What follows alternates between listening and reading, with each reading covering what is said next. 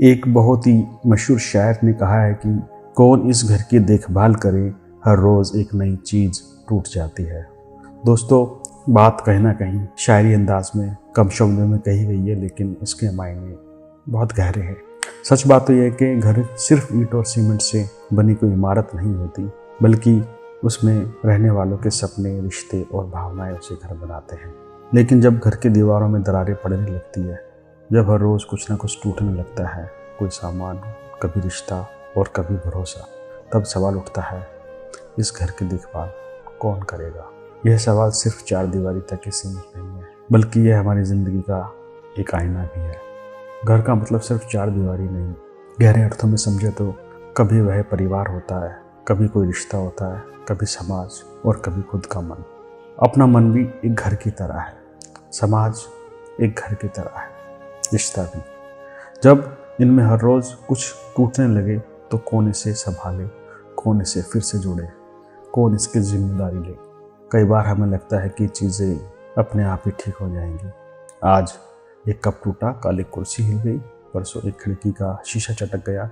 धीरे धीरे हमें इसकी आदत हो जाती है। जैसे ही हम ये मान लेते हैं कि टूटना ज़िंदगी का हिस्सा है और इसकी मरम्मत ज़रूरी नहीं, वहीं से गिरावट शुरू हो जाती है। टूटती हुई चीज़ों को रोक नहीं सकता, लेकिन उससे संवारना तो हम रोक सकते हैं ना। उसे संवार के हम ठीक कर सकते हैं। यही बात रिश्तों और समाज पर भी लागू होती है। जब भरोसा टूटता है, जब सम्मान घटता है, जब प्यार कम होने लगता है, तो हम सोचते हैं कि चलो कोई और देख लेगा। नहीं, ऐसा नहीं होता। कोई और नहीं देखता, हमें ही देखना पड़ेगा। अगर टूटना स्वाभाविक है, सृष्टि का नियम है, तो जोड़ना भी इस नियम के तहत आता है।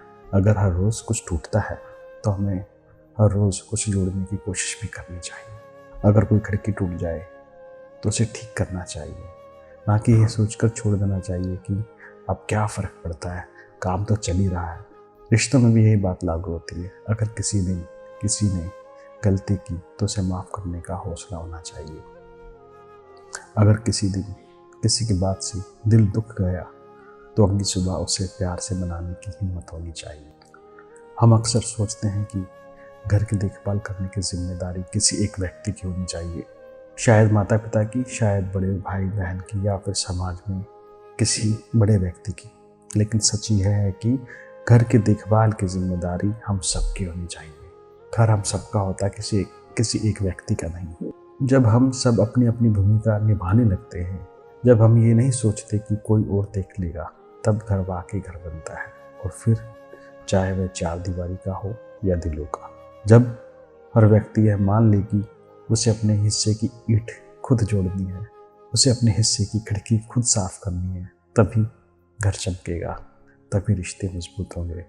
तो अगली बार जब आप ये लाइनें कहीं सुने या पढ़ें, इस घर की देखभाल कौन करेगा, तो खुद से पूछे, क्यों ना मैं।